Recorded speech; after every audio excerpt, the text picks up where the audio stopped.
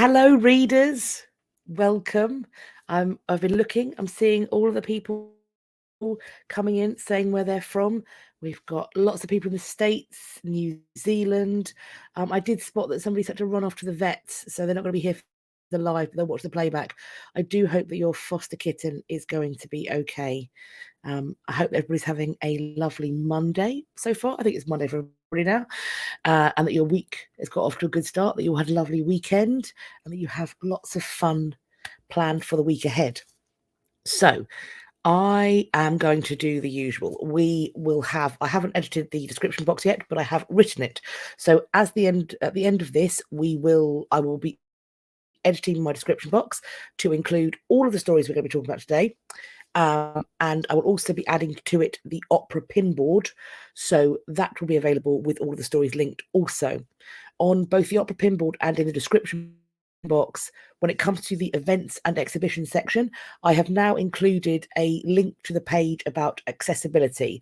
I will make a brief mention as to the accessibility that I found, but there is some incredibly detailed, in certain cases, incredibly detailed accessibility offers with the exhibition spaces, and I think it's best, depending on what your accessibility needs are, that you check them out. And there's also on their contact details for you to get in touch if you have particular needs or requirements that they can help you with.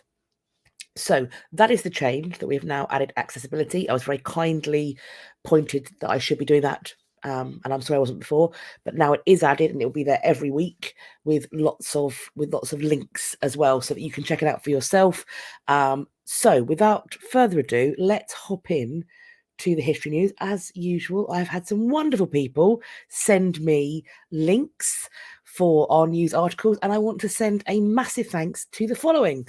Thank you to Sheri, to Anne, to Mary, to Yvonne, to Felem, to my husband, Jamie, Mr. Dr. Cat. He has got in on the action for the most popular news article that I got sent. I wonder if anybody can guess which news item he texted me, and he was actually the first one to send it. So I was very impressed by that. Thanks also to Tracy, Maureen, Nicole, Dee, Grannie Hannie, Sam, and Catherine. So thank you all so much. As I said before, and I will continue to say, it really does mean ever so much that you are taking the time out of your day to find articles to then send to me. We have a very similar setup today. We're going to be starting with some updates. There's one repatriation. We've got lots of new news and some events and exhibitions. So we have a lot to cover. Without further ado, let's hop in. So the first of the updates comes from stuff we talked about last time. So as you can see here, this article is 4 years old, but it details that date change we talked about in last week's episode. And the information on that is 4 years old, but it is an inscription that was found that says that it's dated to the 16th day before the calendar of November, so 17th of October, which means that they have had to, as we see here, rewrite the history books because we date the eruption to the second half of October. So that is where that change comes from. That is why workers found an inscription, so it altered when they thought the eruption happened, that it was actually October rather than the 24th of August. So thank you for that information. Continuing on, this is some more Pompeii-based updates. I probably should have added a disclaimer and a warning. If you are of a fragile disposition, I should have warned you before showing you this picture. This is from that house of those two enslaved people. This is a picture of the Roman fertility god Priapus, and what is poking out under his toga is his third leg. So it's shocking in terms of size, but this is of course, we know pretty big. Yeah, I'm a bit early. It's I don't really know how to talk about this in a reading the past context, because if I was on History After Dark, I know exactly how to talk about this. But weirdly, it makes me feel oddly shy on this channel. This is the Roman god Priapus, and yes, Intrepid Freddy Cat, you did send me that. Thank you for your gifts.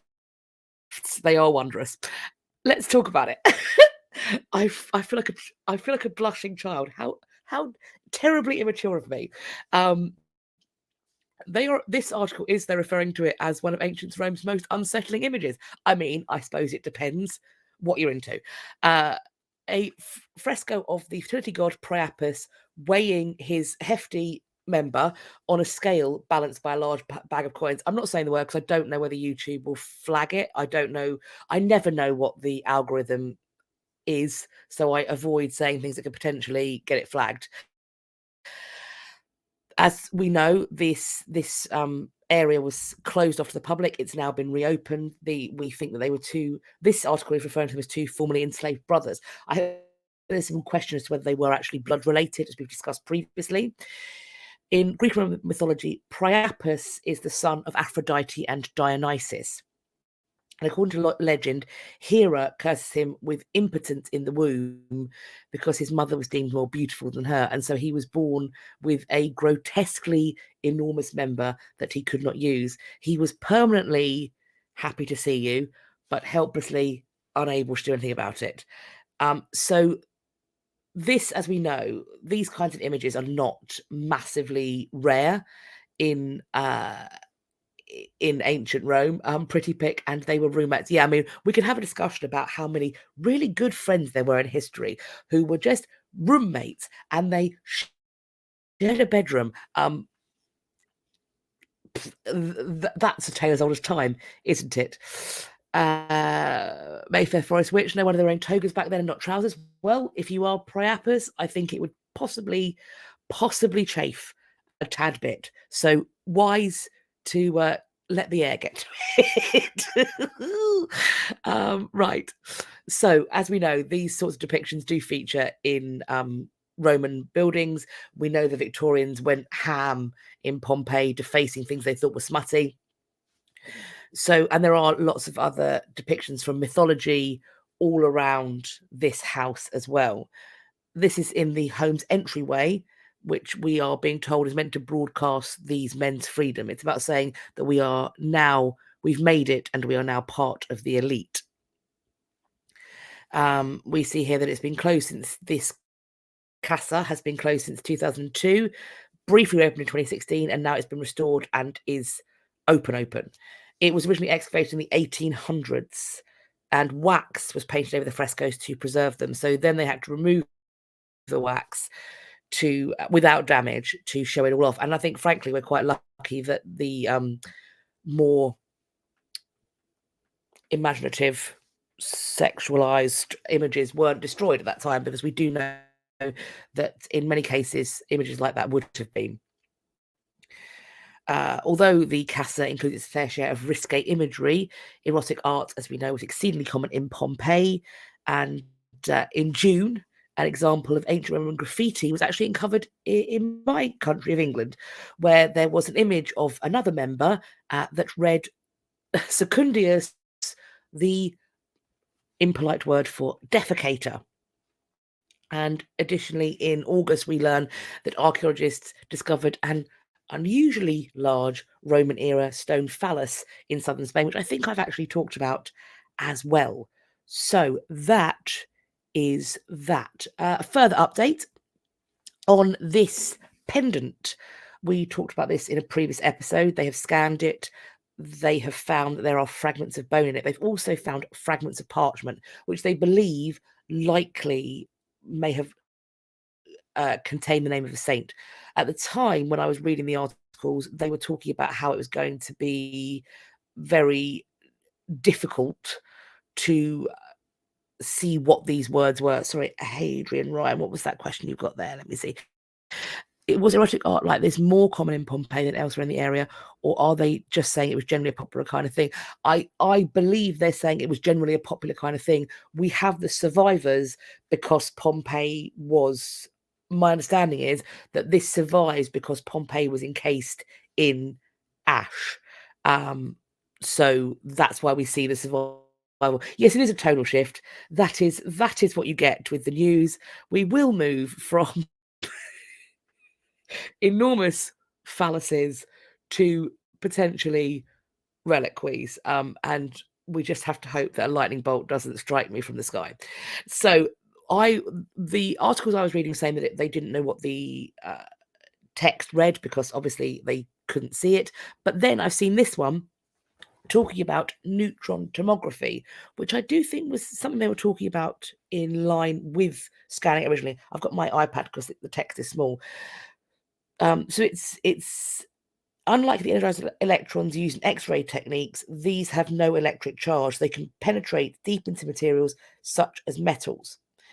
As we go on, the next stage we're being told is that they're going to use neutron imaging to search for the parchment or paper strip inside the pendant that could reveal the name of the saint whose bone it contains.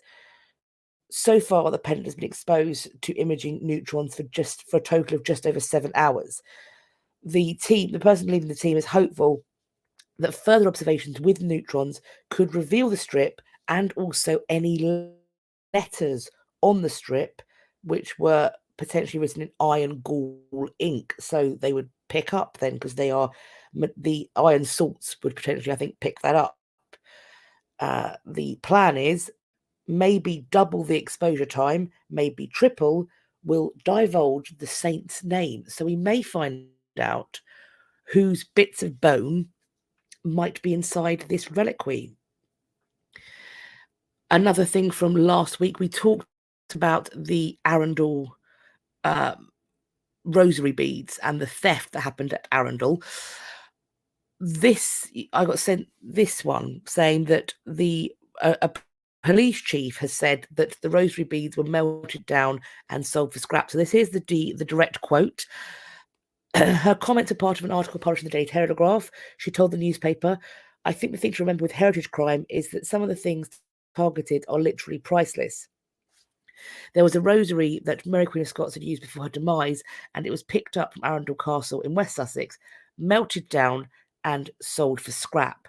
That is such a key part of our history that is what has brought us here today, and we are quite literally not going to get it back." So, as the person who sent this to me pointed out, that there's no explanation of how they know that. So, and I haven't seen anything further to it. Indeed, a slightly later article talks about, which I have seen, a person being arrested, that a 45-year-old man was arrested, that searches have been conducted at the home, and police did not say if any of the stolen treasures have been recovered.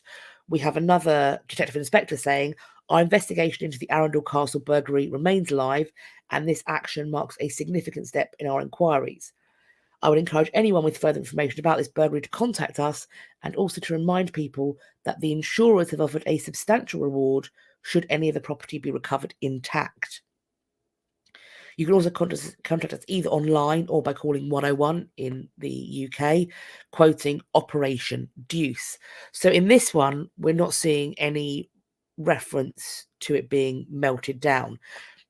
Maybe it's just my forlorn hope that the first person from the police is assuming that the person didn't really know the value of the rosary and so saw it was gold and thus melted it down because it was gold.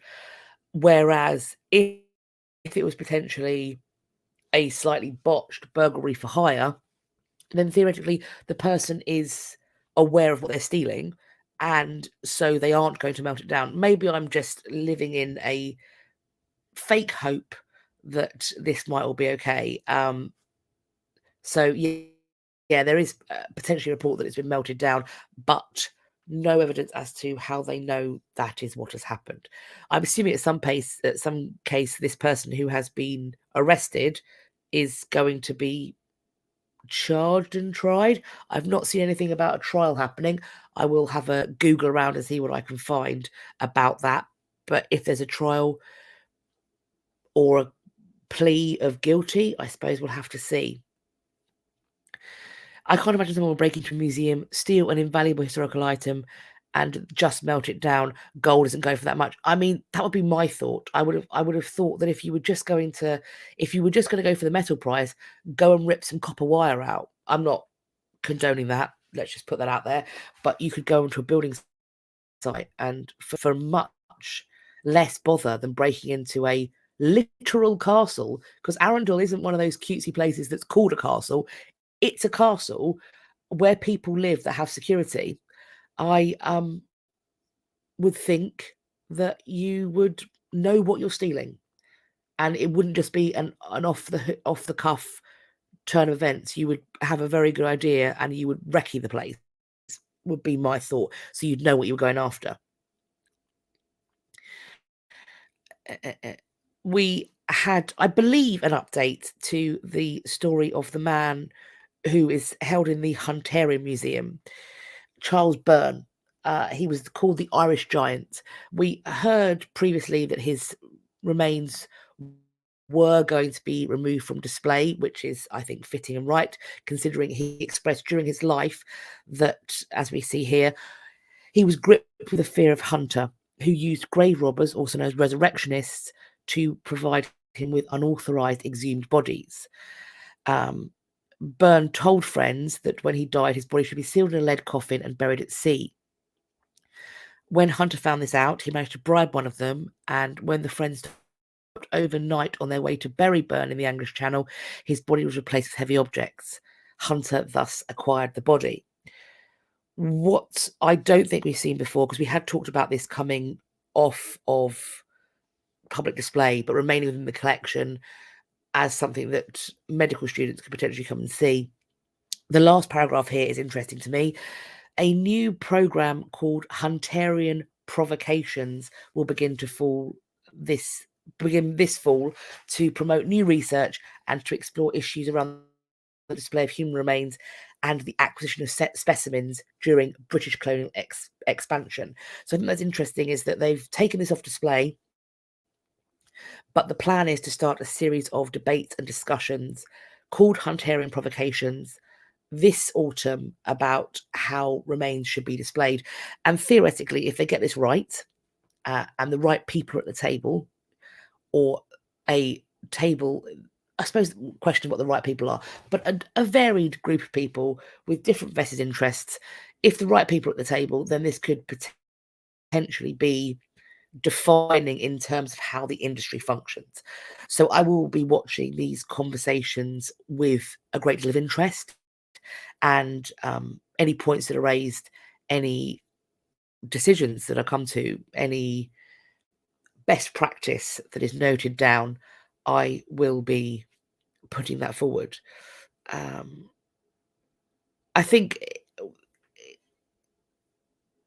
I believe that, so Pretty Pick says, I believe there was also a belief that remains displayed for science wouldn't be able to be resurrected when the time came. I suppose it very much depends on your particular branch of faith, but I know there are some religions that require you to be buried in some form of consecrated or blessed ground, intact, for you to have hope of a everlasting life. And whatever a person may believe, I'm of the opinion that, as far as possible, the beliefs of the person to whom the human remains belonged should be respected, and their burial practices should be respected. Then we get into a whole question about what we do in Church of England churches today with remains of people who were Roman Catholic, who believed that there was a purgatory and masses should be said for their souls. That's a question for another Monday, I think. We have potentially some more information on this shenanigan with the Van Gogh we've had the Detroit Art Gallery's lawyers disparaging claims that the painting was lost or stolen, essentially saying that this case should be dismissed and any future legal battles should happen in Brazil, which I think is where the owner currently resides, and we will see why they think that.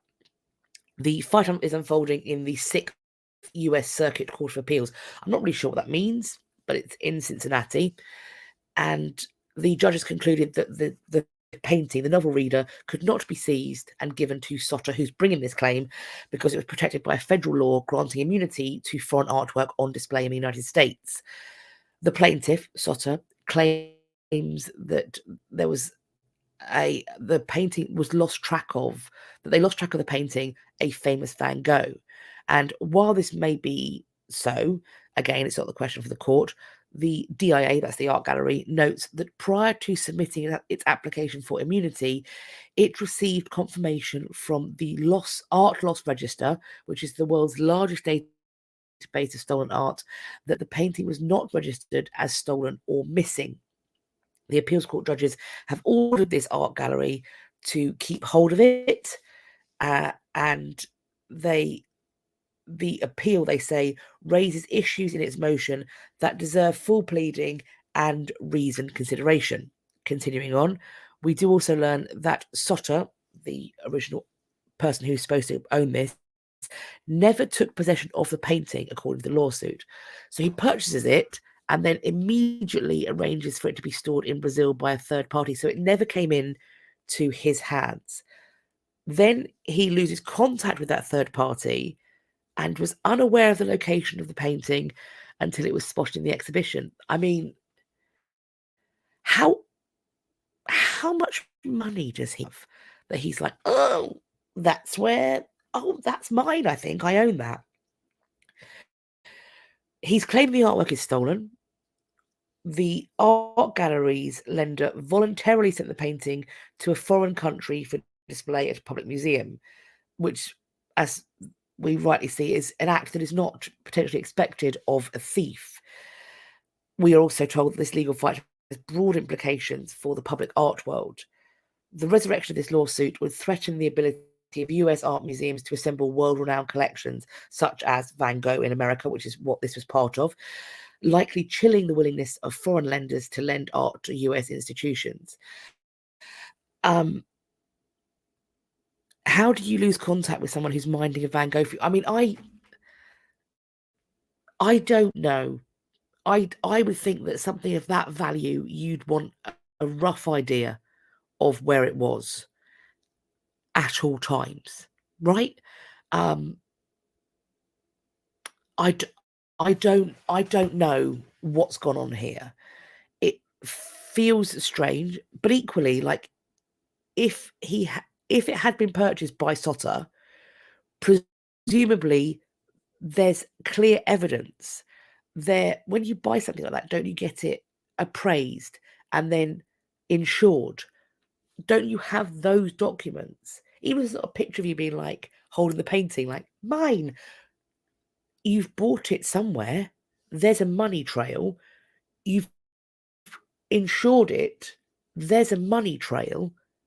You've had it appraised. There's documentation. I mean, I'm not going to pretend that I know how art works, although I have had some really excellent emails about this legal wrangling, and it was sort of pointed out to me that this is more than claims. This is going to court. It is being fought in court, and the costs are really mounting up. So I had this suspicion that maybe it was some kind of weird ass publicity stunt, but it's been pointed out to me that the cost of that is probably now approaching past what would be valuable for ticket sales. So I'm none the wiser as to why this is happening then, because I thought that I might have an idea, but no, not a clue. Don't know. I mean, this is what we need, isn't it? Pretty pick. We need DA Bragg. Where is he? That's what we need.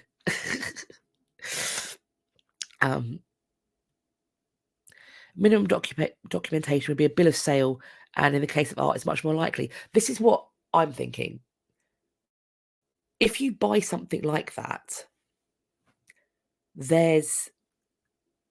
Do you know, I've just had a thought. And it's seeing this comment. I spent a rat about this painting's provenance. Maybe Soter did buy this painting.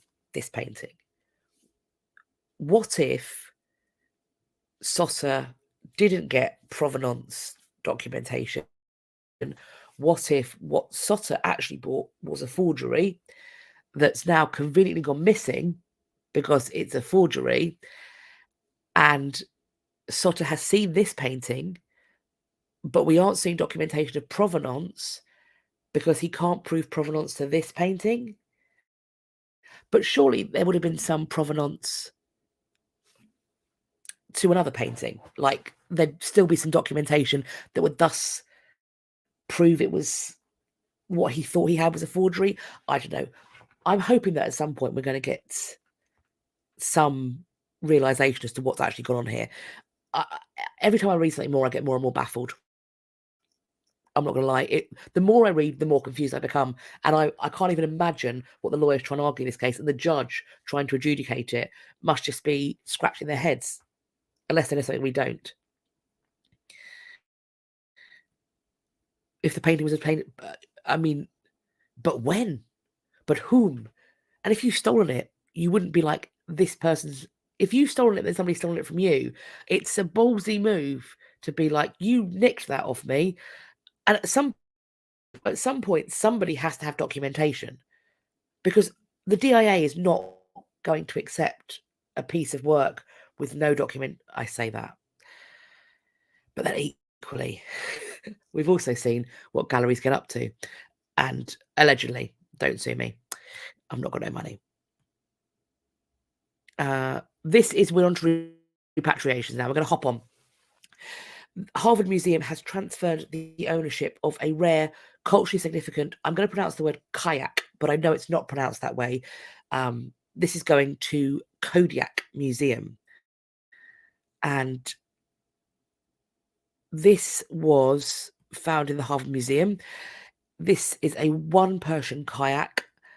There's apparently there's only 7 of this type of kayak in existence. This has been owned by the Peabody for nearly 150 years.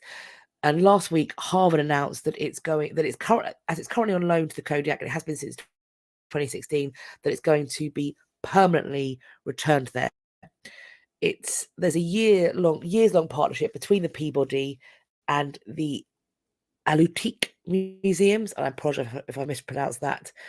So the legal transfer of this item has gone back, which I think is... yes, I know that kayak is correct in the US, but my understanding is that among the indigenous population, that kayak is an anglicized word, that it's not how it's pronounced among the indigenous population, and I haven't been able to find the proper pronunciation. So I know that that's our anglicized version, but I don't believe it's the indigenous term. So that is the end of our updates/repatriations. We are now moving on to the new news, and we have a 13,900-year-old projectile point that has been found in the rib of an American mastodon.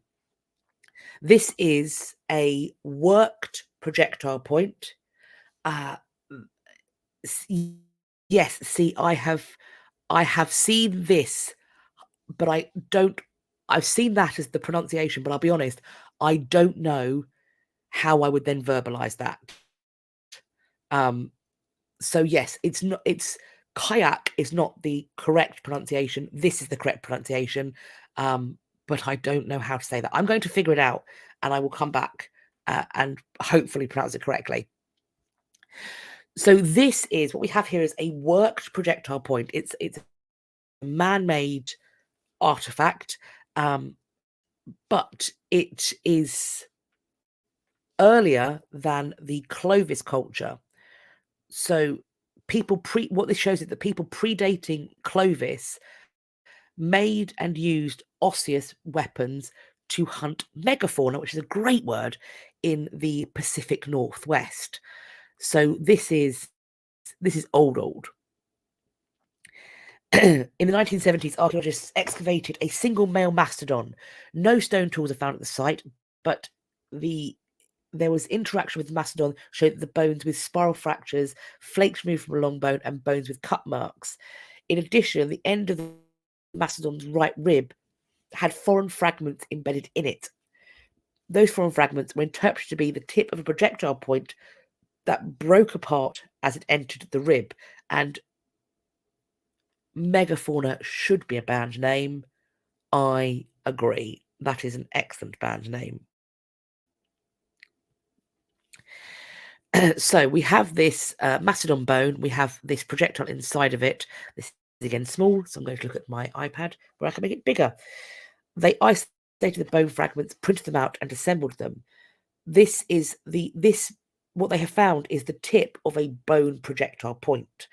This is the oldest bone projectile in the Americas and represents the oldest direct evidence of mastodon hunting in the Americas. At 13,900 years old, the Manis point, is 900 years older than projectile points found to be associated with the Clovis people, whose stone tools have also been studied. This shows that the first Americans made and used bone weapons and likely other types of bone tools. Not much is known about the people who used the Manis or Manis projectile point, other than they were some of the first indigenous people to enter the Americas. It's thought that they entered the Americas at the end of the latest ice age. This full study was published in the Journal of the Journal of Science Advances. So, and I think if you go to this website, this news article, you can click on it to see the journal article if you should so choose. And we are now hopping to Egypt and an elaborate underground embalming workshop found at Saqqara. And what I think we're definitely seeing coming out of Egypt week on week, month on month, is the fact that the finds are just coming in thick and fast. And part of that is because I think they are preparing to open their new museum. So they are on the hunt, I think, and they are doing wonders. So this workshop that's found showcases the different ingredients that are used in embalming.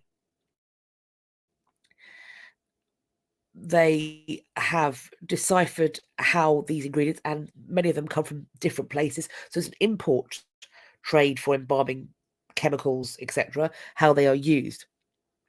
This embalming workshop, we are told, was discovered in 2016, and it's just been found just south of Cairo. In the rooms, they found 100 ceramic vessels dating to the 26th dynasty of Egypt, which is 664 to 525 BCE. Many of the vessels had inscriptions identifying their contents, but some remained a mystery. But a first of its kind study published in February in the journal Nature people have used chemical analysis of the resins to identify the contents in these unknown jars. So they found the true chemical makeup. We have things like we also found out that not all of the things were used to preserve the dead. So there were some that would be used to remove unpleasant smells, or for prepare the bodies by reducing moisture in the skin. It's fascinating the chemical knowledge that these embalmers had, since they knew bare skin would immediately be endangered by microbes. They knew what substances were antifungal and could be applied to help stop the spread of bacteria on the skin. Most surprising was that the embalmers relied on elaborate trade networks that crisscrossed the globe to source ingredients not native to the region. They found tropical resins, which shows that the industry of embalming was driving a trade, and that the ingredients were transported long distances. So what they're learning we have is going far beyond just embalming. I've seen lots of comments.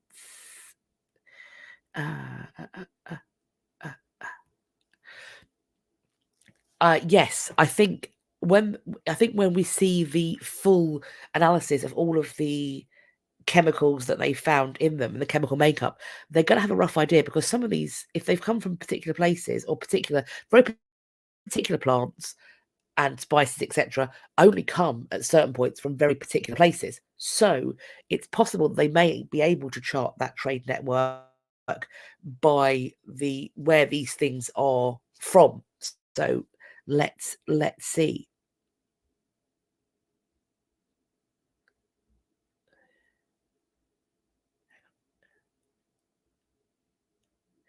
Oh.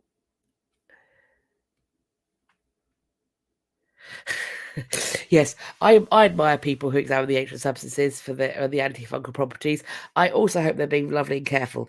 I'm sure they are. I'm sure that people who work with ancient illnesses and disease follow all sorts of infection control. We hope. We are staying with Egypt. A royal tomb has been discovered near Luxor, which dates to the time when a female pharaoh co-ruled Egypt. So we've got Hatshepsut and Thutmose III. This new found tomb contains multiple burials, and the architecture, as currently understood, indicates that this tomb was altered several times shortly after it was first constructed. They don't know who the tomb was originally built for, but according to the decoration and the size of a few of the chambers, it points to some kind of royal burial.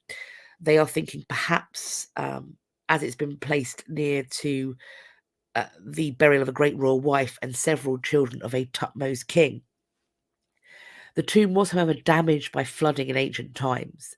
So repeated flooding has filled the main axis of the tomb with concrete hard debris, and it's caused the ceilings to weaken and collapse. So we're told it's going to take several seasons to clear these chambers and make the tomb safe. And as I said earlier, a number of archaeological discoveries have been made near Luxor, including a cache of priests. We've talked about that. Giant ram statues found near Karnak Temple, which I'm not sure if we have discussed. The mummy of a teenager who was buried with fine jewellery. We've talked about that too. So lots of finds coming out of Egypt. I think that the new museum, when it opens, is going to be replete with very interesting stuff. And I think that's going to be a good time to go and check that out. I'm looking forward to the museum opening. Maybe I'll be able to go on holiday and check it out. Sip of tea.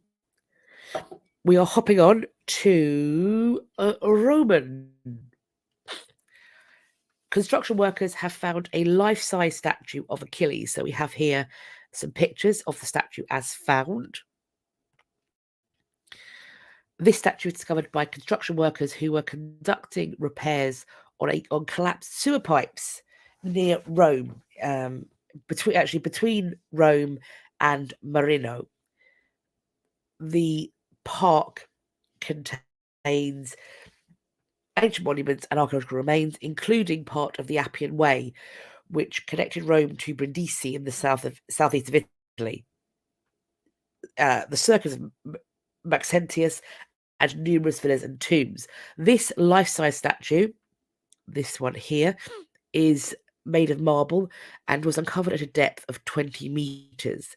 It was displaced out of context due to the construction of the sewer line during the last century. As with so many things, it gets moved by all sorts of things. Have I been to Egypt before? I have not been to Egypt before. I would love to go. I would like to check it out. And you ask a good question.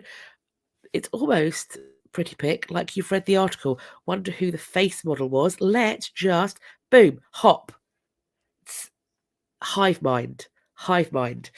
So lots of these god statues would be repurposed in some way. So the god figure has the face of somebody who is significant at the time. So as they're seeing here, this connects to potentially the emperor Decius, that they are drawing connection, that perhaps these profiles are showing similar people, and it's about raising the profile of this emperor.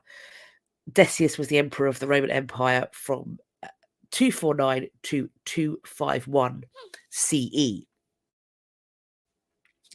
So it's possible the statue could be a depiction of the emperor Gaius Messius Quintus Trianus Decius, dressed in lion skin to identify himself with Hercules. So it's the old thing of a statue that's basically a fancy dress party. Look how great I am. Please take some for the ride if you go to. I mean, if I go to Egypt, best believe I will be taking my little cameras with me. I've bought a new, like, not a GoPro, but it's like that. It's a little handheld camera that shoots in 4K. The plan is to get on the road. The issue is that I have a 2-year-old, and we have to think about where we can take him, that he will not try to rip chunks off of the wall, because he is a tad bit feral. We're working on it, but he's 2, so we do best as we can. Statues as PR, they do make sense. I think it's the billboard of the day, isn't it? It's messaging. You pay to put them up in the same way that people in later centuries would pay to put up churches, and they'd pay for tapestries, and we know they're putting their faces in those. Yeah, absolutely. This is a weird one. A Roman dodecahedron, which is one of my favorite words, has been found that adds to an archaeological mystery. This is not the one they found. This is another dodecahedron. This has been a fragment that has been found. That they do make backpack leashes for kids. Yes, we've tried them. He will scream like you are skinning him if you put a leash on that child. I think they're a great idea, but he acts like we're murdering him when we put one on him. So we gave up because we don't want somebody to call somebody. So this dodecahedron fragment has been found by an amateur metal detectorist, that old sketch, and it's been found in Belgium. They think it originally was part of a dodecahedron that measured 5 to 6 centimeters, and it shows apparently some signs of being repaired in the past. These are part of a puzzle. They found them all over the place, and nobody knows what the point of casting these perfect 12-sided polyhedra. You're asking, did they Romans play Dungeons and Dragons? Is it some kind of dice? I thought to myself, could these things slot together? Is it potentially Lego? It's one of these things. You approach history with what you're living with, and I'm currently living with a landmine of Duplo. So I see Duplo everywhere. It haunts my nightmares. They say we can infer they must have been important, at least to some of their owners, since several have been found among coin hoards. The new example notwithstanding, and hardly any show signs of the kind of wear and tear you might expect over nearly 2 millennia of history. The simple fact is, no one knows what Roman dodecahedra were actually used for. In fact, if it wasn't for the fact that hundreds of them have been discovered, you'd never know they existed at all, since no record of them has ever been found in contemporary art or writing. So they're everywhere. They're seemingly ubiquitous. They find their way into like coin purses. So they're valuable to somebody, or they're the thing that you put in your pocket. I don't know. Something they were used to knit gloves. People have said that it's perhaps used in building. Yeah, it's interesting that so many of them survive, I think. This hasn't stopped people from theorizing. So some people have said, are they range finders or angle measurers? Maybe they were used for astronomical predictions to aid in agriculture. Knitting aids has also been suggested, as we've just had here. But since even knitting needles aren't known in the historical record until a good few centuries later, the hypothesis is likely not true. However, long before something has entered the historical record, it's being used by people in the community, right? So maybe. There's, of course, a more esoteric explanation. Maybe they were not practical objects such as measuring instruments. They are too different in dimension and detail for that. We're going for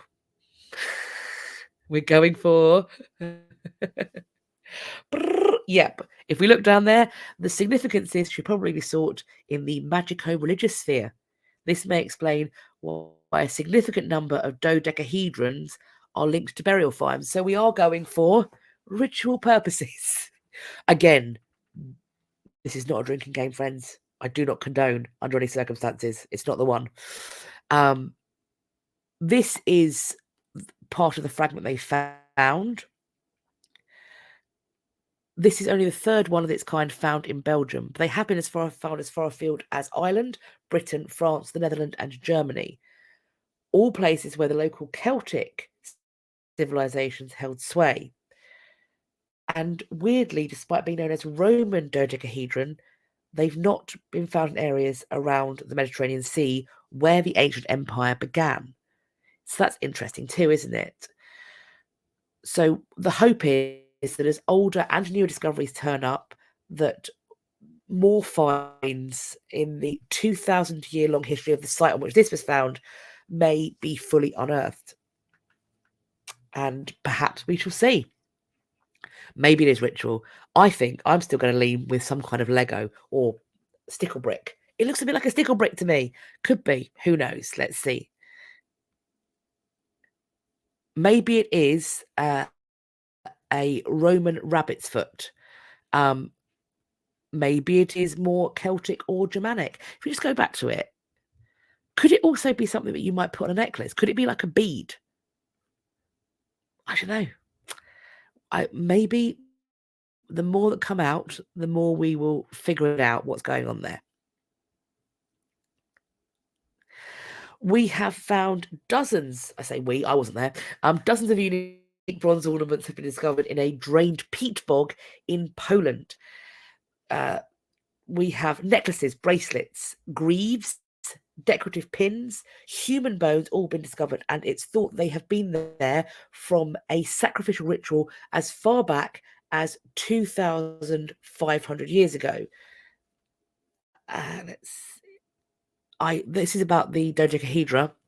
I didn't see them being linked purely to military graves, just to graves, burial finds, not specifically military as far as I could see. But if another article pops up, then do let us know. Ancient Pandora bracelet charm, which probably explains why it might have been found with coin finds as well in a purse, because they cost an arm and a leg. I was astounded. We were shopping for one for a Christmas present for somebody, and I was shocked when I found out how much they cost. I had no clue how much they cost. So these are thought to have been used in sacrificial rituals 2,500 years ago. These bronze ornaments, people threw them into a lake, and recently the drained peat bog has been converted to farmland, so all of this stuff is kicking up. Archaeologists say that these are the remains of sacrificial rituals. They explain that this was a time, 2,500 years ago, was a time of increasing unrest related to the penetration into Central and Eastern Europe of groups of nomads from the Pontic steppe. Local communities found themselves on the threshold of sudden changes, and to postpone the rapid changes associated with the appearance of new neighbours, they began to practice various rituals, including sacrifices. The exact location of the discovery has not been stated for security reasons, presumably because there's still more to unearth and they don't want archaeological robbers to go in and take all the stuff up. We also are being told that much more research is planned, so we will have to wait and see what they chuck out. Hang on, Mayfair Forest Witch. As a Polish person, I mean, I'll give it a go because I'm game for a laugh. Chelmno? How close am I? How far off? Write it phonetically in the comments and I'll put it up.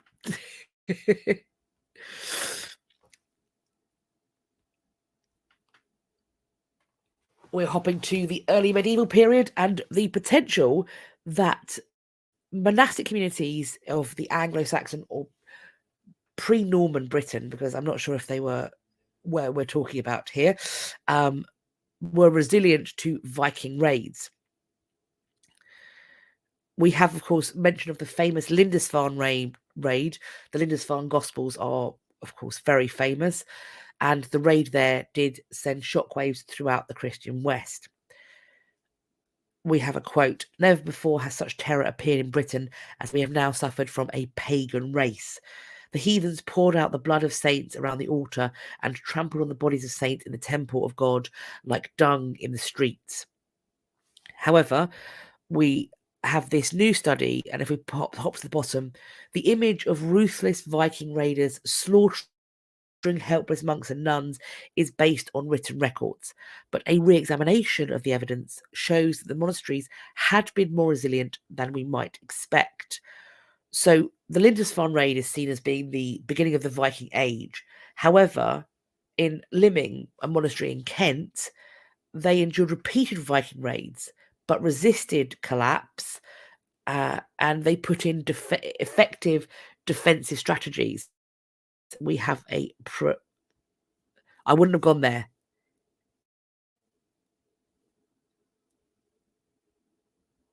Ow. Humno. I would not have said it that way. I wouldn't have put it that way. That's very interesting. I'm bad at pronouncing things. I need to get better at that.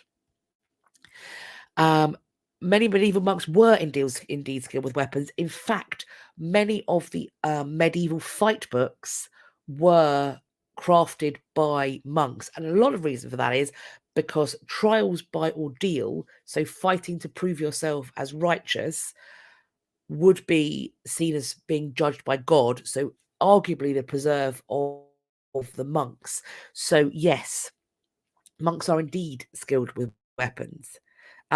Name twin, Katrina name twin. Thank you. You're very kind. I'm glad you're here and that you are enjoying it. Thank you very much. Yeah, there's a lot of violence in the past. Let's hop on to the next slide.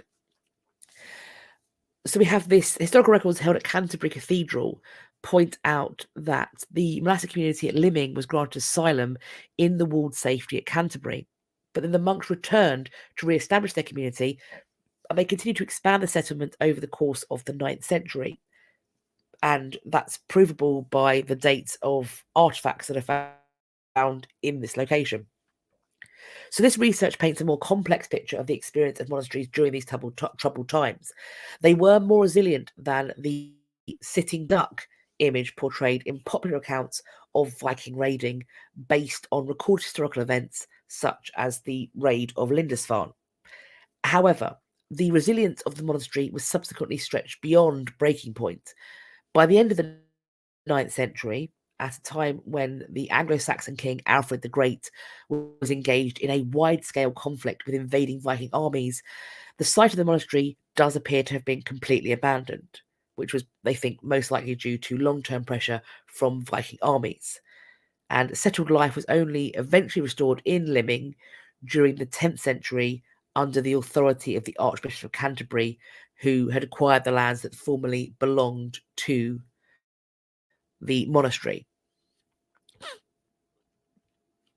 What do I think about the Vikings being scared of the Scottish? I will be honest, it's not a period that I know enough about to comment on.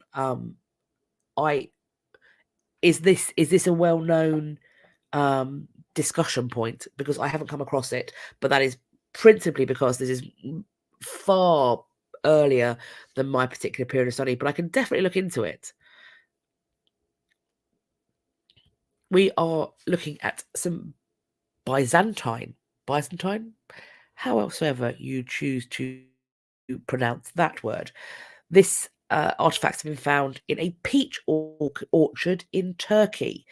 So we have some coins and we have this image with crucifixes on it. and it was found, and the person who found it said that they believe they have the moral duty to preserve treasures, and so handed this into the museum. So that's good to know. These are 1,500-year-old artifacts, a cross and some coins in a peach orchard. This is found in a city on the eastern shore of a lake by the same name, Iznik, 86 kilometers northeast of Bursa. And this city is renovated by the Macedonian Empire, Alexander's general Antigonus in BC or CE 316, and it's referred to as Antigonia. After the death of Alexander, the battle between Antigonus and the generals Lysimachos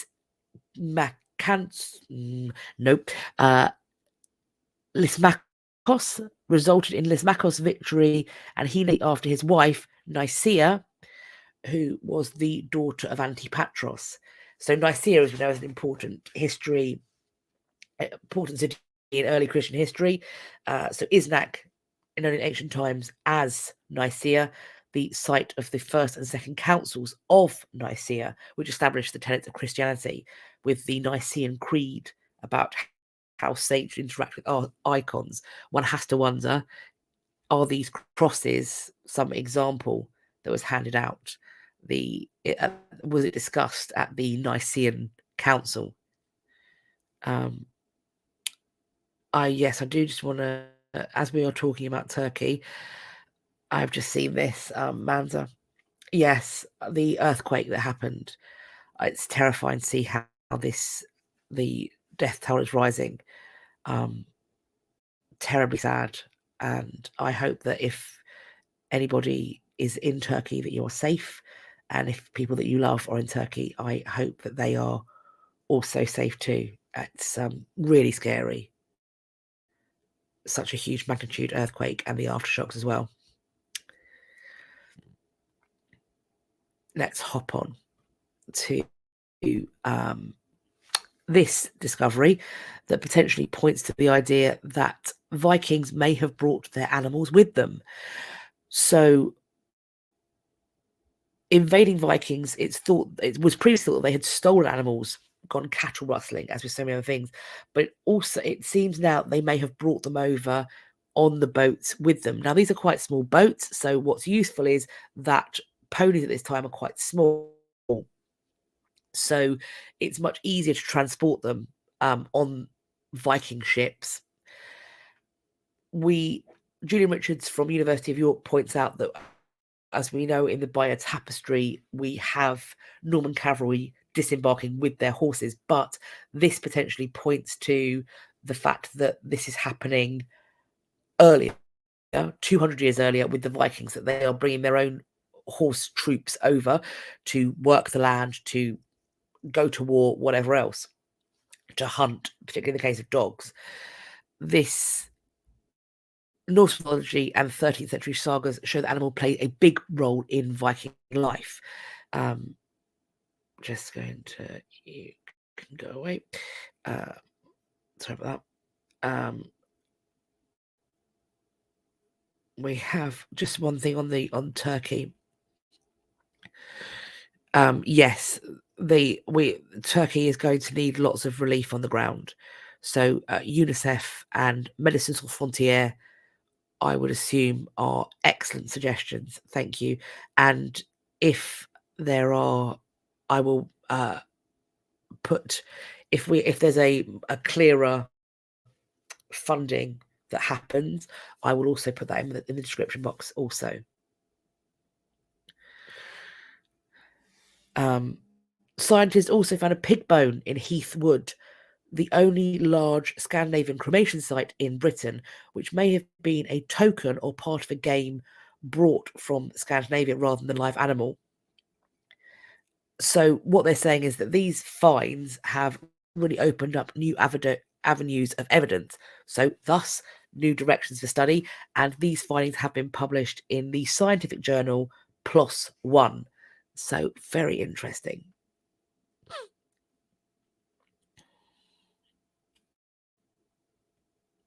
We have some LiDAR. LiDAR revealing a sprawling medieval fortress in Spain. It dates from the 7th century CE. This is work that's been done by the University of Santiago de Compostela, and we have found a medieval fortress over an area of 30 acres. LiDAR is the one that they can do from above. They can get down through tree cover and sort of scan the entire landmass and thus give people points to hit for archaeology work and investigation on the ground. So they scan the whole area and then go, this quadrant, poke there. I think it's probably more scientific than poke there, but that's how I'm going to word it. They have done a ground survey that determines that the wall was built with double leaf masonry construction of a thickness from 8 to 14 feet. This is a big boy. They've got 6 towers at ground level. A 7th has been destroyed with the creation of a fire trail and entrances to the fortress interior. They think they've identified several interior structures made from perishable materials and stone. They've got brick and tiles from the Roman period and small fragments of red paste ceramics. This is the thing. Lots of Roman settlements become medieval settlements. William the Conqueror loves using Roman encampments and walls to put his settlements down. Hence, the White Tower of the Tower of London it literally abuts the old Roman wall. We have the results have allowed us to document the construction technique of the defensive system and locate possible wall-like structure belonging to an intramural, so a within-the-wall building. In the survey carried out in one of the towers, a large number of fragments of tiles was recorded, which makes us think this tower could have been covered by these pieces of Roman tradition, perhaps even repurposed. The study is the first in what will be further exciting steps to determine the true nature of the site. However, the remains of the fortress are now under threat by the impending installation of 4 wind turbines, 6 electrical towers, and an electrical substation. I think, though, they're probably going to allow the excavations to take place before doing things that might help diminish the effect of climate change. This is you're referring to exactly. If you've got an existing defense that works, why would you go out of your? And also, the Romans would frequently build their important buildings on hills. So you've got the Motte and Bailey Castle. It's the origins are there. You know, a lot of the work has already been done for you. So why would you not exactly crack on? We have, I like the subtitle here. If you want to impress a medieval king, show him your spice rack, which sounds naughty, but I like it. So this is ginger that's been found in this ancient shipwreck. They say ancient, but they mean medieval, which are different things. A well-known shipwreck off the coast of Sweden has offered a glimpse into royal courts of the 15th century in Scandinavia. They have found more than 3,000 plant specimens on board, including saffron, ginger, cloves, peppercorns, and almonds. This is standard royal court comestibles that are doing the rounds in this period and indeed earlier. So this is something that this is shared. The courts in England, Scandinavia, Europe, these kinds of spices are also included in medicines as well. Cloves are great for bad teeth, for example. So this ship is supposed to be the flagship of King Hans or John of Denmark and Norway. And it was bringing the monarch from Copenhagen in Denmark to a political summit in Sweden in 1495, the hopes of uniting 3 Scandinavian countries. But the ship burned down and sunk before it reached its destination and took with it the riches that this wreck is now giving up. It was hidden under 10 meters of water in the seas on the south coast of Sweden, and it was found again in the 1970s. It's been protected by the environmental conditions of the Baltic Sea, and it's said to be one of the best preserved 15th century shipwrecks, with a slew of archaeological finds being collected from the wreck over the decades. So people have been dragging stuff out over the decades. But we have a new study, which is the first to consider the plant life that was taken on board the ship, which is not just important for the archaeological record, but also gives an idea of, or what the researchers are calling, quote, an unparalleled insight into the workings of the late medieval Nordic royal court. This ship is nothing less than a floating castle. It's a flagship and mobile seat of government of the king. It's fully stocked with ostentatious displays of the king's wealth and authority, artillery, professional soldiers, small arms, and coinage, artwork, and livery. This assemblage of provisions and exotic spices is the this assemblage of provisions and exotic spices is the only known archaeological example of a substantially complete royal medieval pantry, which is really fascinating. We have ideas about the sort of trade that's coming in, because we know we can see account books and letters and things like that, and we can see household manuals or household lists of recipes. We can glimpse the cultural and social signifiers of the elite, how the monarch and nobility behaved, what they ate, how their food was prepared. And this allows a discussion of medieval elite consumption and the social differentiation of foodways. When we talk about sumptuary law, all too often we focus on clothes. I think that sumptuary law tells you what you can wear, but it also tells you what you can eat. And there is implicit in sumptuary, there is a part of it that says that if you occupy a certain social rank, it's not just the fact that people beneath you can't wear or eat what you can. There's an expectation that you will do those things, that you will wear those clothes and those fabrics and those colors, and that you will eat the foods that you're permitted to, because displays of magnificence appropriate to your social rank are part and parcel of maintaining the social orders. And the social order is, of course, according to the thinking of the time, set down by God. So fulfilling it is doing the work of God. Now, we are going to hop on. Did anybody guess the news item that I got sent the most this week? And I am not surprised, because it has, I was somewhere today, and it has, quite frankly, there's a lot of conversation about this find.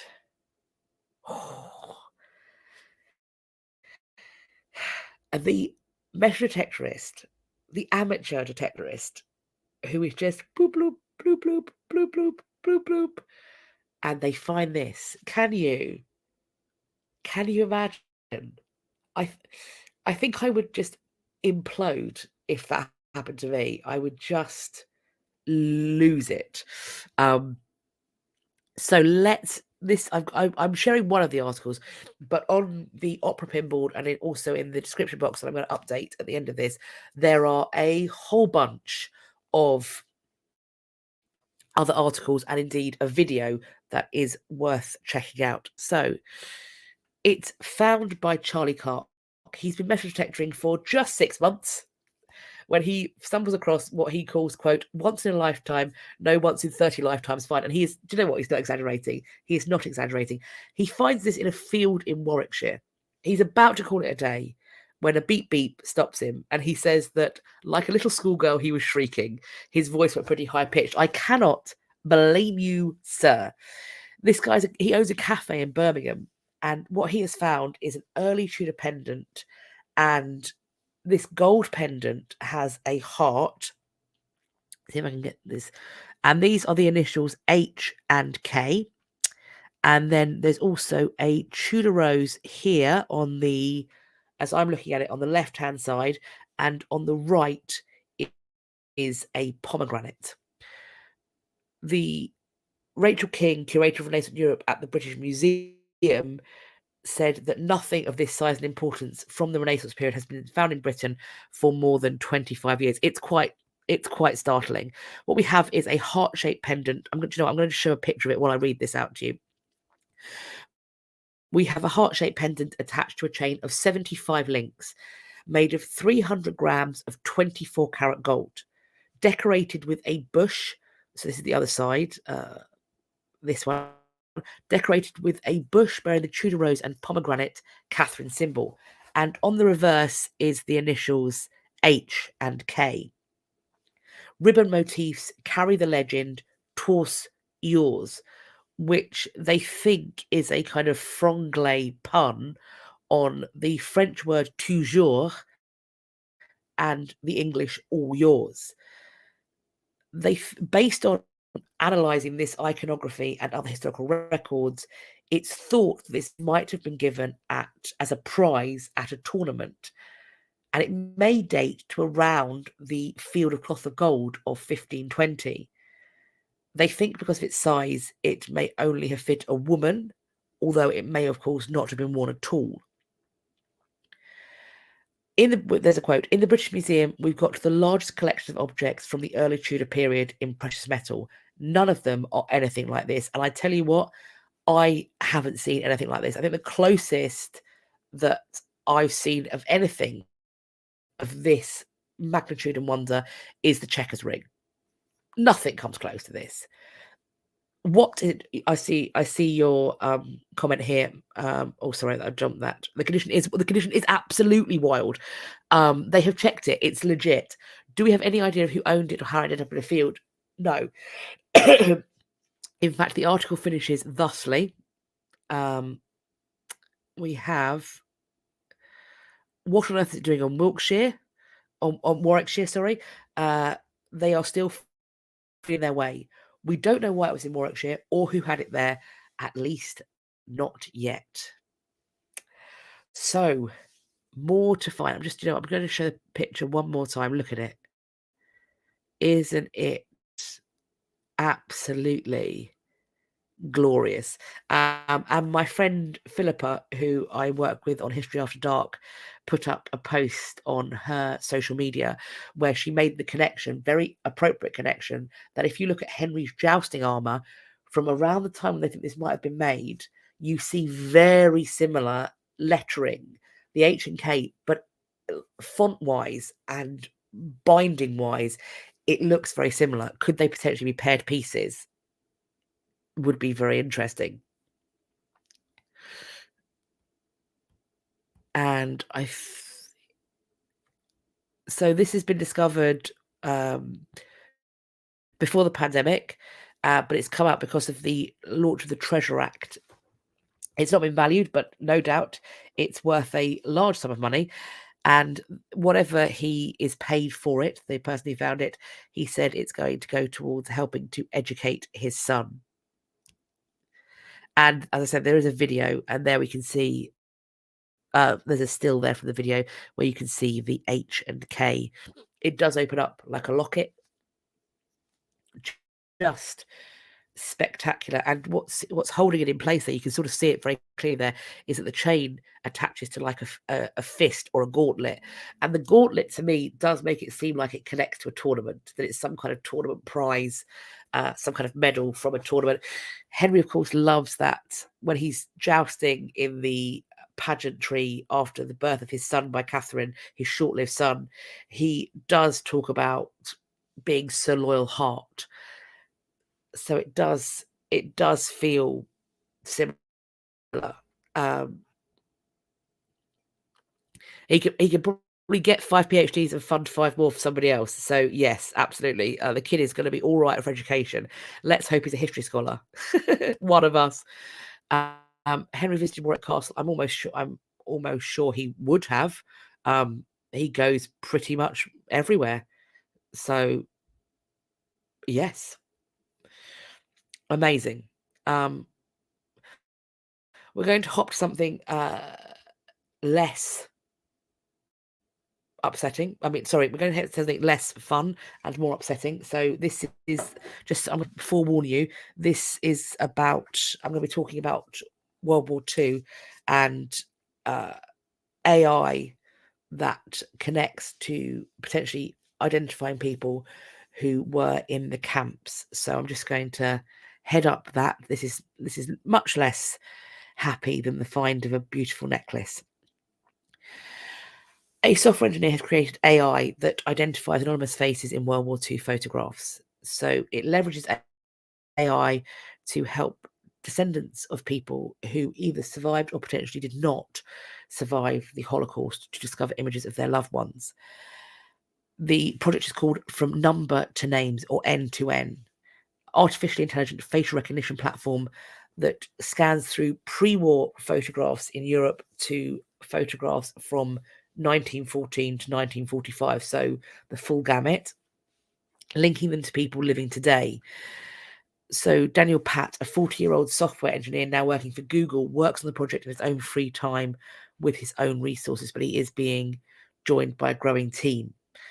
The way this works is it scans through hundreds of thousands of photos that have been made available, as well as photos by individual survivors and their descendants. And this is according to the Times of Israel. It's not perfect, and it does only return the 10 best potential matches, so people have to kind of eyeball search it. For individuals looking to use the site, all they've got to do is upload a photo from roughly the same time period. And they're not making any claims about accuracy. It's obviously going to improve the more data they have. They show results with similarity scores, and they let individuals decide whether the results contain a positive identification.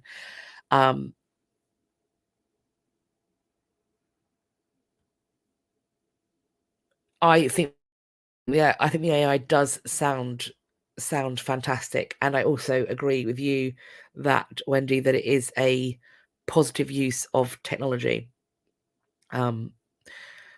What I will say is that if you, as an individual, are looking to use this, approach with caution, because there are lots of traumatic images all across these sites. Of course, it's a very traumatic time.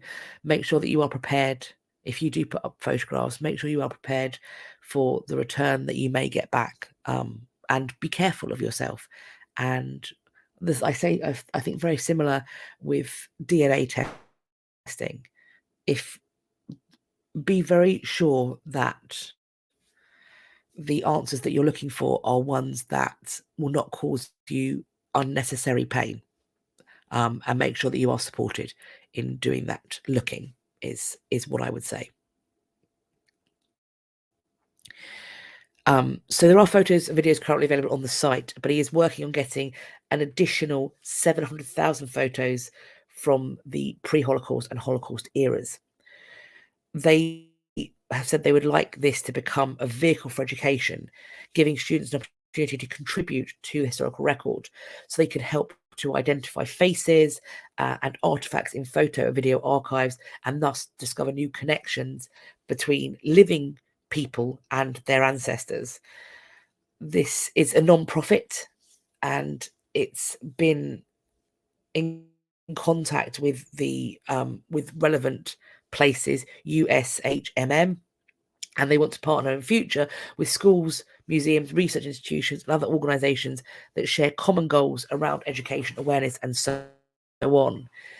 They've been doing this on their weekends and evenings, and there's an urgency to get this done, because the last remaining survivors are starting to die, and there are, with their knowledge, there are connections that could still be made, and hopefully with the people that are still with us. Are they crowdsourcing this or partnering with the museums? And so it seems like they are, as it says here, they are trying to find partners. In terms of, also, I wonder how they're funding this. Also, if I find out some information on funding and stuff like that, and other ways to volunteer your time, I will whack it in the description box also.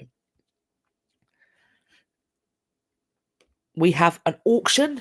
So I put this as an auction because they do date, the coins date from a variety of different time periods. So I've whacked it in as an auction rather than putting it as a specific time period, because 51 rare coins from various shipwrecks have been auctioned. These shipwrecks were found off the Isles of Scilly, Guernsey, Shetland, and Sicily. 4 lots in total that sold for a combined fee of £6,400 at an auction in Leicestershire. All of these lots going for above their original estimates. So 22 of the coins sold for £2,300. They're expected to sell for £1,000 to £1,500. They originated from the HMS Association, which survived the capture of Gibraltar in 1704. 17 coins from the Hollandia, a Dutch East India Company ship that was wrecked on Scilly's Gunner Rock, and as well as the 276 on board, a vast load of silver coins and personal artifacts were lost with her. There were 8 coins from the HMS Athenaeum, which was lost on the Esquercas rocks off the Italian isles of Sicily in 1806, and the final lot came from 3 different shipwrecks: the Princess Maria, the De-extinction, and the HMS Sprightly, and they were lost between 1686 and 1777. Bidders came from as far afield as California and Florida, people from the UK, Isles of Scilly, and the Shetlands. 3 lots were purchased by one of the original dive teams involved in these shipwreck discoveries. They point out here the draw of owning shipwreck coins, I think, is really still quite a pull for buyers and collectors. So yes, they are, and they are pretty big. They are quite right. They are some pretty big coins. You'd feel those in your pocket, wouldn't you? If you find these coins, are they yours, or do you have to give them to the country? I think it depends on where they're found and whether the Treasure Act is enforced. You would have to, if you're in international waters, you would have to check. That comes under maritime law, which I am not going to give you legal advice on. But if you find something of value, chances are you have to hand it over to somebody. But in many cases, you will be recompensed for doing so. And the same goes with metal detectoring. Chances are, if you find something of extreme value, you aren't going to get to keep it, but you may get recompensed financially for finding it. So, but just, don't risk breaking the law on this stuff. I didn't know where to put this in terms of time, because we are looking at playing Resurrectionist. We are apparently 4 years away from a woolly mammoth coming back, and the next big challenge, we're told, is bringing back the dodo. I've put these together because it's the same company, a company called Colossal. They have recently added $60 million in funding towards the de-extinction of the woolly mammoth. They are planning to edit the genes to reincarnate the mammal, and there was potentially at one time a plan to reintroduce the mammoth into Russia, but I think with everything going on, that looks like it might shift.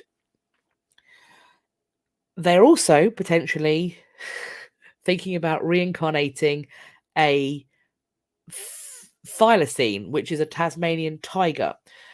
We are going to have ethical questions around this. The point, we are told, is that it may do something to help climate change. We are told that the plan is to create this cold-resistant elephant, woolly mammoth, and reintroduce it into the ecosystem in which it once lived in order to fight climate change. The woolly mammoth's migration patterns are an active part of preserving the health of the Arctic, so bringing it back to life might have a beneficial impact on the health of the world's ecosystem. I'm seeing the comments coming in. What could possibly go wrong?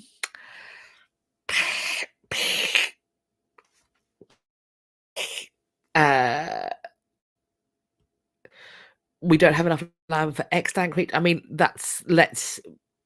good point. Good point. People trying to resurrect the Channel Islands mini mammoth. I don't know what that is, but it does sound cute, but also terrifying.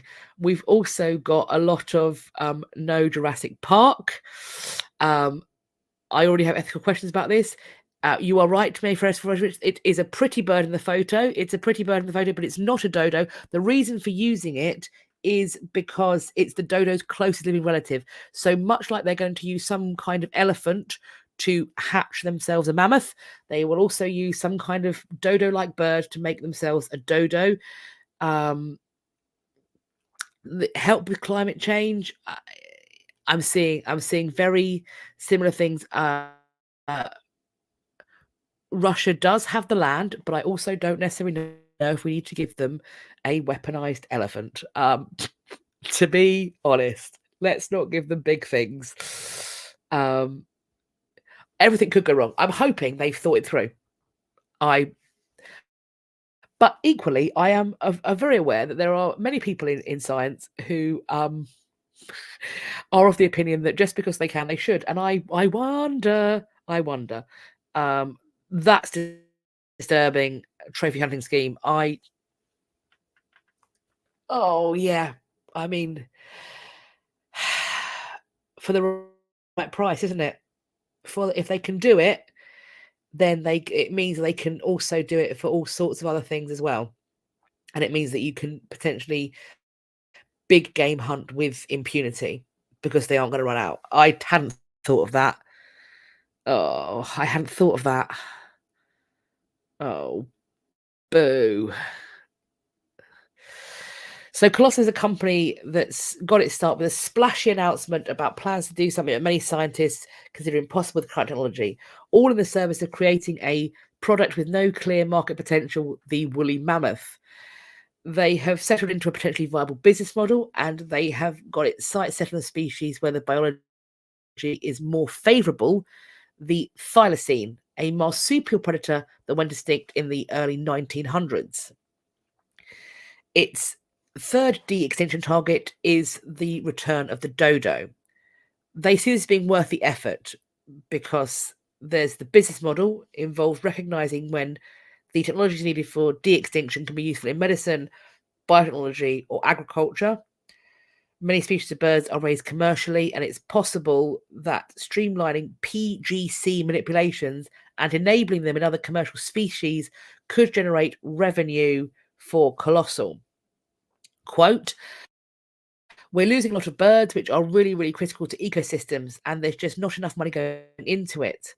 We could start working on the dodo while further developing some of these underdeveloped and underfunded technologies around bird conservation." I mean, look, when they were talking about reintroducing wild boar, I was like, that is the idea of somebody who has never seen a boar spear. that is the idea of somebody who's never seen a boar spear. Because if you had, there is no way you would want that in the wild. Boar spears are 10 feet long and they have handlebars because if you spear a boar, its force at you will keep coming and stab you. It will come 10 feet. You need handlebars to stop its mouth. Like, they are terrifying. It will take the legal system some time to even get. The bioethics around this are wild. And a good point as well. With the money that's being spent on this, could it not be put towards other stuff? And Jesse, yes, put this commercial species and revenue generating. It does it when that starts to happen, makes you go, oh dear, what's going to happen here? Right.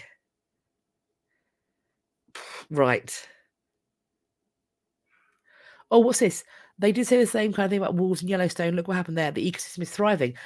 Look, that's very. I know that these things are working out. I know that these things are working out.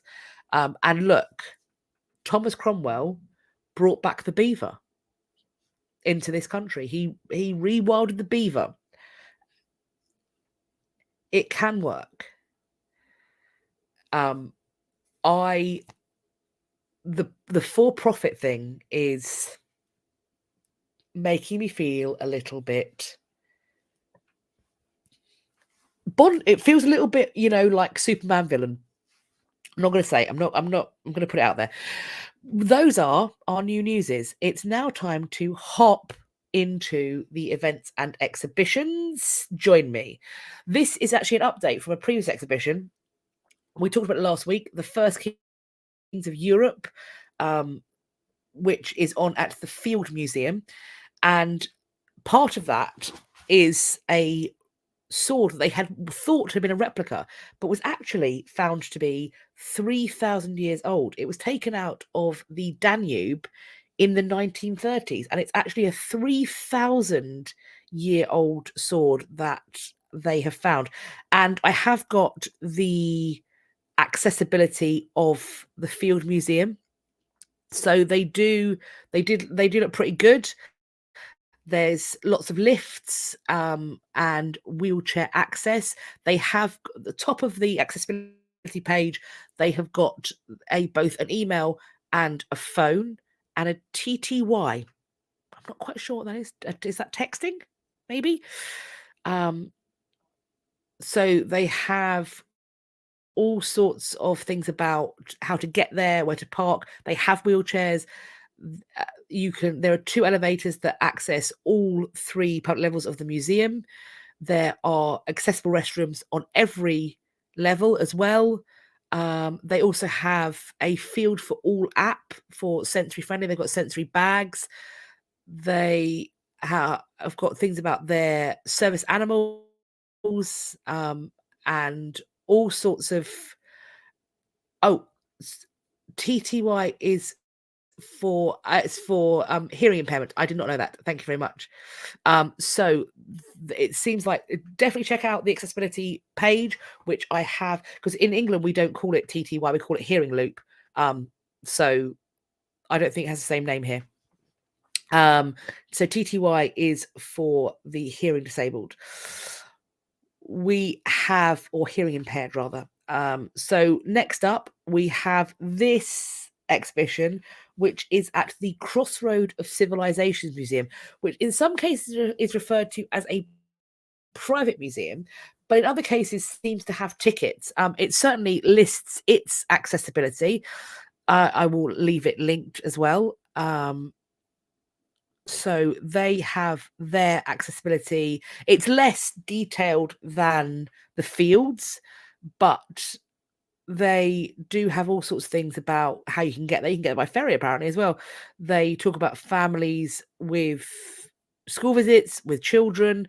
We're told that they're equipped with ramps for wheelchair users outside each gallery. They do say they are currently working on adding extra ramps at the entrance, but the staff are happy to assist you upon arrival.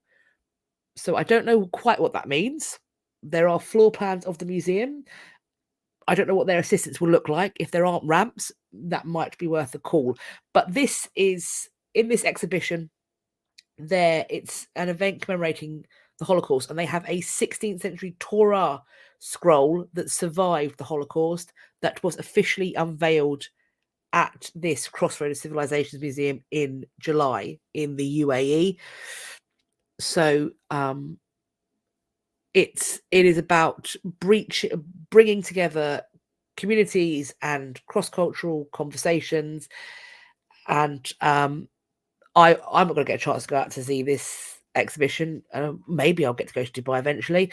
I haven't got the money right now, but this looks really interesting. And although it said it was a private museum, I don't think it is, but I could be wrong there. The website doesn't seem to portray that. This one has full accessibility because it happens for you at home. This is an online event in celebration of Speaker's Corner. It's happening this Thursday, and I'm promoting it again because I'm doing it. I will be your Christabel Pankhurst for this. So I will be in costume as Christabel, and I will be first person interpretation as Christabel, and I will be helping to celebrate the 150th anniversary of Speaker's Corner. And there is a registration thing on the website. It's all linked in my description box. So do feel free to check that out and register your interest for the event.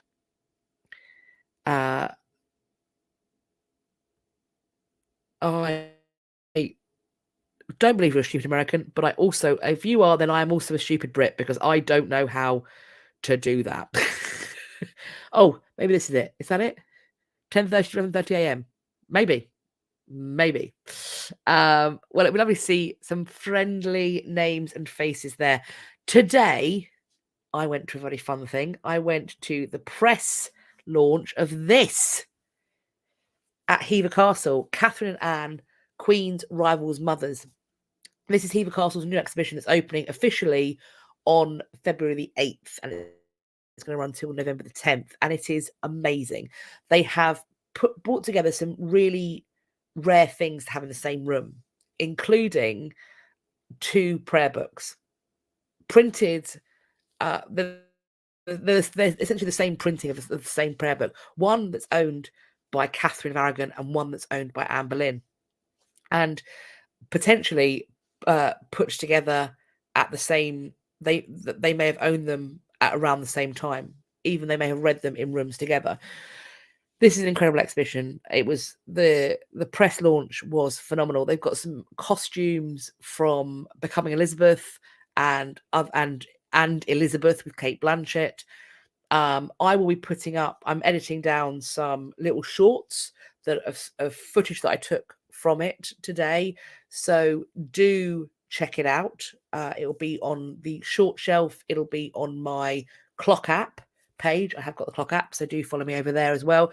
Brilliant. If you're going to be in the UK, Hever Castle's always worth a look, but this is really a really interesting exhibition that's having conversations about the things that make these women similar, these incredibly educated, driven women who have one thing that puts them at odds, but probably have far more that puts them in common.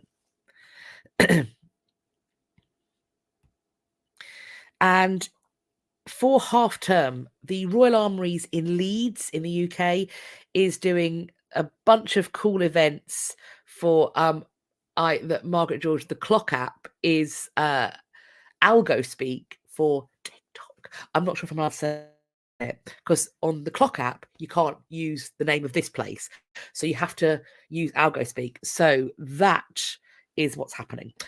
Apologies. So there'll be short content over there too, and also on my Instagram. I've checked. I looked down the page of this, and they have all of these cool things like night stuff, amazing stuff for kids. It's free for half term. All about myth and legend. So cool. And what's also really cool is they are doing this in the school holidays. So lunch is free for any families that may be struggling because of the cost of living crisis. You can go to the Royal Armouries in Leeds and make sure that you can get some lunch there as well. So another reason to support them. It is a free exhibition, so make sure if you do go, you can donate. I think you're talking about going to Fantasy Heroes. Sounds perfect for my feral child. I'm never letting that boy near a knife or a sword. Absolutely not. Not till I'm sure I can run faster, and I'm not sure I can right now. So yeah, no, we're not doing that game. That's what I have for you this time around. It's been an absolute pleasure. I hope that you. Oh, how one more. Tudor gable hoods fascinate me. Seen reconstructed them, but can't figure out how they were conceived. So, in terms of where we came from, I think if you look at the hennin, the really high medieval sort of bucket with, and it might have like a butterfly with like a mesh fabric. If you start doing that to it, then it starts to make sense in terms of how close they sit to the head, where they sit on the head, how flat they are, how roof-like, how solid they are. We only have the art to go on, so we are asking those questions constantly and figuring it out. So I hope you all had a fun time. Please make sure that you are subscribed. that you have got your notifications switched on, that you've done a little comment. Let's do us some social glyphs. Let's have a social glyph of crossed swords on account of my feral child not being allowed a blade. Let's do some social glyphs in the chat of crossed swords. And I will be back on Friday with a pre-recorded video. Check out, I'm going to edit down some shorts. Check those out. I'll be putting those up about my time at Heaver today. And also other stuff that I might be up to this week. I've got a busy one coming up. See some of you on Thursday for the celebration of Speaker's Corner. See the rest of you on Friday for my pre-recorded video. I hope whatever you're doing, you're having a wonderful Monday and that you're going to have a great week. And until next time, when I will look forward to speaking to you all, do take care of yourselves. And I hope you have a great one. Bye-bye for now.